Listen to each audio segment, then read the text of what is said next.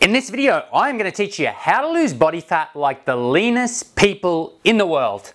I'm going to go through a whole bunch of detail about deficits and calories and energy balance, and then we're going to finish up by talking about the secret to fat loss that bodybuilders have known about forever and a day. This is the first video in our Fat Loss Framework series, and we're beginning off with the most important thing of all, which is energy balance and the caloric deficit. Now, starting up, the caloric deficit. What is a caloric deficit? A caloric deficit is just a period of time in which you use more energy than you absorb from food. And I'll throw up a basic version for the daily deficit here. You'll see the addition of all the food on one side, how it adds up to the total amount of energy absorbed.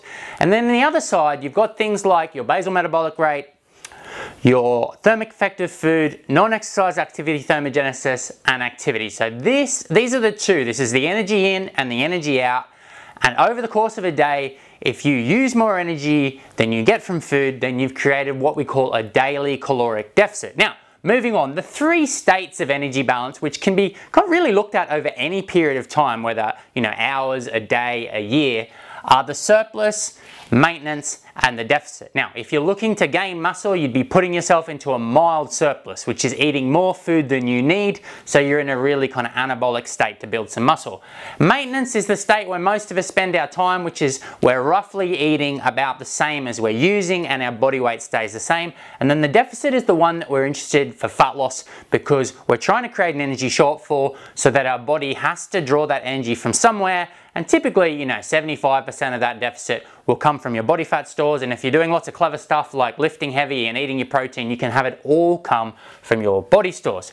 The thing that gets people into trouble is when they get really simplistic about weight loss. I'll throw up some really basic versions now of, a guy, people assuming a guy is 2,500 calories and a woman is 2,000 calories, putting on a boring old 500 calorie deficit and thinking everything is going to work out rosily in the end and you're going to lose a pound a week consistently forever. And it's just not how it works. This is a very simplistic way to think about fat loss, and although it is a reasonable starting point, people have enormous variation in how much energy they need, and these 500 calorie deficits really aren't fit for purpose. Let me explain why with a brief segue into the literature of overfeeding and underfeeding. So we have these overfeeding studies where we see what happens to people's metabolic rate in response to being overfed by like 1,000 calories a day. And you can see here, depending on people's genetics, what tends to happen is your metabolic rate will ramp up and a lot of that food will just be burnt off. And that's typically what happens, and it shows that the metabolic rate is adjustable, and when we overeat, we tend to burn off more calories through fidgeting, through taking more steps, through just being more inefficient. It's the body's natural way of avoiding gaining too much fat. The more interesting one for us when we're talking about weight loss is underfeeding. And here we see that if we start off with a deficit, this is a 25% deficit over 2 weeks, we'll see that after a period of time, the deficit really collapses as your energy expenditure declines. And this is the typical response of your body to dieting.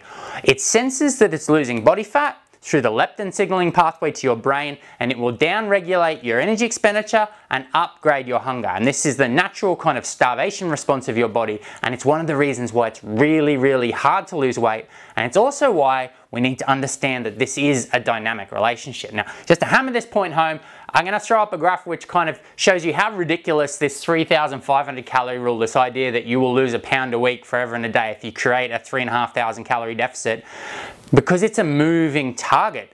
What you'll see is that your body will adapt to having lower calories, and it will eventually settle at a new kind of set point as opposed to just disappearing into dust. And that set point is roughly 10 calories per pound lower than your starting point. That's the 10 calorie rule.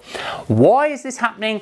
You need to understand that the relationship between the food that you put in your mouth and the amount of energy you expend is intertwined by your hormonal pathways and your body's hormonal defenses. So basically, your body will send a whole bunch of hormonal signals to your brain in response to what you're putting in your mouth, and this will affect whether you're going to burn more energy or burn less energy. And this is why it's so hard to lose weight in many ways, right? Because as we start to lose weight, we have less leptin coming from our fat cells, sends a signal to our brain, And this tells us, we need to conserve energy, we need to watch out for this lost weight. And this is what we need to understand here, is that hormones are really important. Leptin's important, insulin's important, ghrelin's important, so many, PYY, there are many, many hormones. It's very, very complex system, and it's all intertwined and it's dynamic, which is really important when it comes to learning the secret to fat loss, which is what I teased you with right at the start.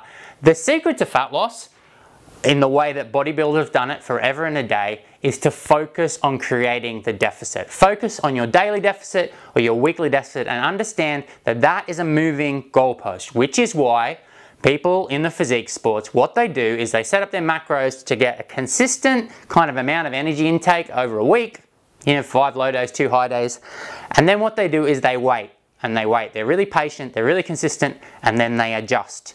And they adjust down, and they adjust down, and then they add some cardio, and then they add some steps.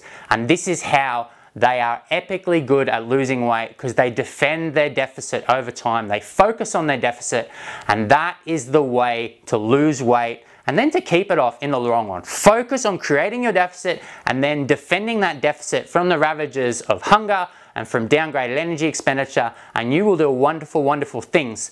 That's the first one wrapped up.